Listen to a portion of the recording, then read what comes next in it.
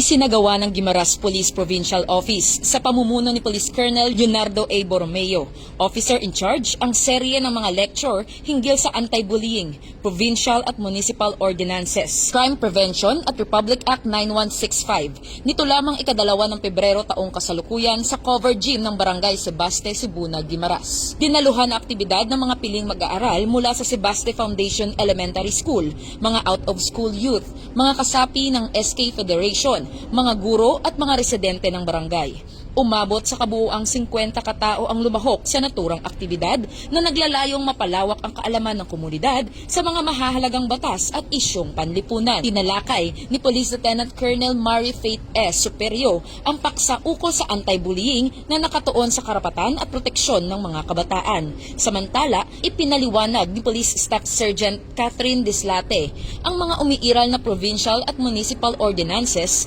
pati na ang crime prevention awareness upang mapalakas ang partisipasyon ng mamamayan sa pagpapanatili ng kaayusan. Ibinahagi naman ni Police Executive Master Sergeant Marivic T. Hapitana ang mahahalagang probisyon ng Republic Act 9165 o ang Comprehensive Dangerous Drugs Act of 2002 na nagbibigay diin sa masamang epekto ng iligal na droga at sa pananagutan ng bawat isa sa pagpuksa nito. Bilang bahagi rin ng aktibidad, namahagi ang mga tauhan ng Guimaras Police Provincial Office ng IEC materials at flyers tungkol sa minors on wheels at anti-bullying. Pinuri ng mga residente ang inisyatiba ng kapulisan na naglalayong palakasin ang kaalaman at kamalayan ng komunidad para sa isang mas ligtas at disiplinadong komunidad. Mula rito sa Police Regional Office 6, ako ang inyong PNN Correspondent Patrolwoman Justin May Halyores.